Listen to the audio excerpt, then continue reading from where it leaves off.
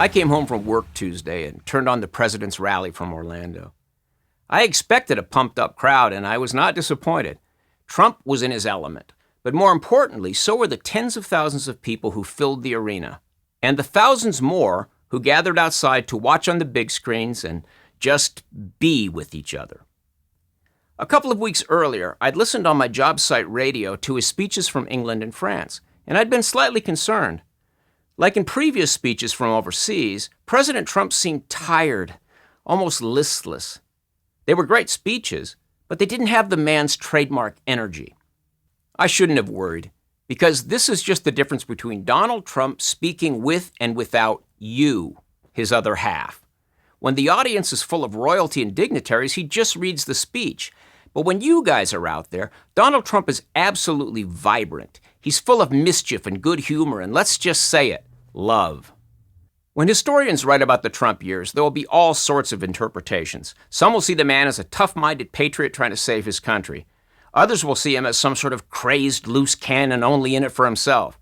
Most would agree, though, that his base was made up of people who'd been ignored for far too long by the political elite. The best part of the story will be about how an unlikely romance developed between a wealthy real estate tycoon and millions of ordinary hardworking Americans. Or bromance, if you prefer. I really think that the mutual fondness and affection that is so obvious at any Trump rally is one of the reasons his detractors hate him so much. We know that love and hate are two sides of the same coin. You either love somebody or hate them because you are affected by them.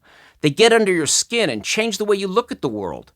If their effect on you makes you stronger, more confident, more optimistic, and more joyous, you feel what we call love. And if their effect on you makes you feel disgusted, threatened, or frustrated, you feel what we call hate. Two sides of the same coin.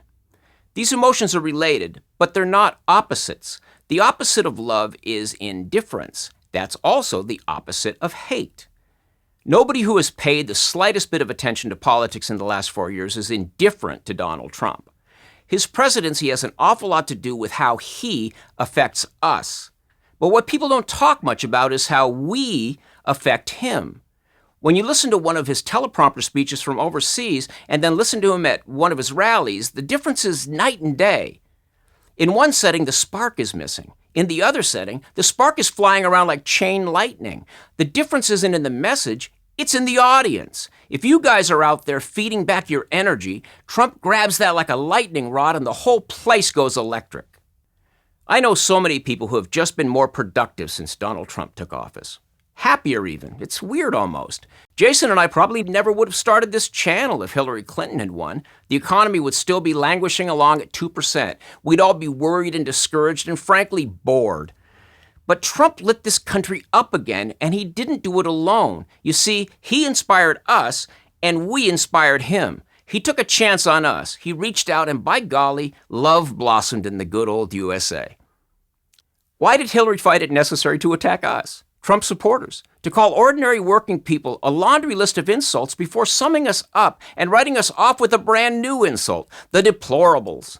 Why did she do that? Because she was jealous. She saw the mutual admiration and affection flowing back and forth at a Trump event, and she didn't just feel discouraged about her chances, she felt jilted, rejected. There is nothing between Hillary and her supporters that comes anywhere close to what Trump has with his people. Her voters checked her name because it had a D next to it. It was just rote loyalty to a political doctrine. She was just the person her party appointed. It could have been anybody, and she knew it. The lights were on in TrumpAmerica, and in Hillary land, it was as dark as North Korea in a satellite photo. Forgive me for a minute while I play Shade Tree Psychologist. Many journalists have said that Donald Trump doesn't have a group of friends, that apart from his immediate family, he's not really close to people. Well, that may be changing, but let's assume for a second that that has been his pattern. It makes perfect sense if you look at who he is and where he came from. His dad, Fred Trump, wasn't born rich. He got rich, and he did it by building inexpensive tract houses for blue-collar people and barracks for Navy personnel.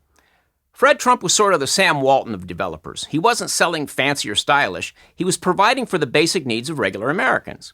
And he did that well enough to get wealthy. Donald learned about the world at Fred's side. But as so often happens when a son inherits a business, he lost the original thread of his dad's vision. He went off to an expensive boarding school and then to a good college and an even better grad school. Then he invaded Manhattan and built suites for elites. Rather than continuing to make houses for ordinary people, Donald tried to make his daddy proud by leaping up into the big leagues. He surrounded himself with celebrities and politicians and all sorts of glamorous and powerful people. But if my guess is right, something was missing in Trump's world. He had not fully understood, or maybe he rebelled against, the key ingredient in the Trump Corporation as he had inherited it. And that's this: building a sensible house for a sensible family. Donald spent his life knowing for certain that 90% of the people he met were trying to get something from him. But when he decided to run for president, he stumbled upon a massive hidden reserve of America's primary natural resource, its people. He looked out at his growing base and saw the exact sorts of unpretentious, straightforward folks who his father had built houses for. Fred Trump was always in a partnership with the American people. He built the buildings, but the people came and made these buildings into communities and neighborhoods. Fred provided the goods and services, and the people took it from there. And now his son had, maybe by accident, tapped into the same form of exchange that had made his dad's fortune and given his life meaning. So after all the gold-plated airplanes and supermodels, the prodigal son has returned. He's found his way back to the part of doing great things that gets forgotten when the money is so obvious. What I mean is this: providing a good and being of service. I can't count how many times I've heard Donald Trump mention love in his comments. At first, this struck me as odd, but long ago a wise man suggested that I take people at their word unless there was a better explanation at hand. Maybe the president did initially come into the race as a publicity stunt or some kind of crazy prank. That's possible.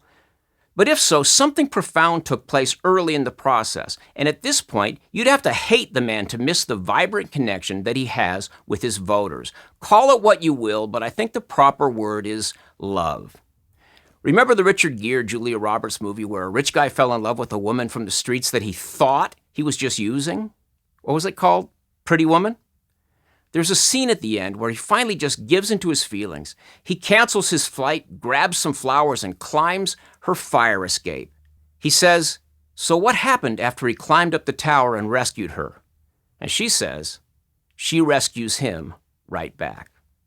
Yup, that's what's happening here. This crazy rich dude took a chance on us, and it's changed us forever. And we did the same for him. Thanks for watching. If you like this video, subscribe to our channel and then click the little bell to get notifications.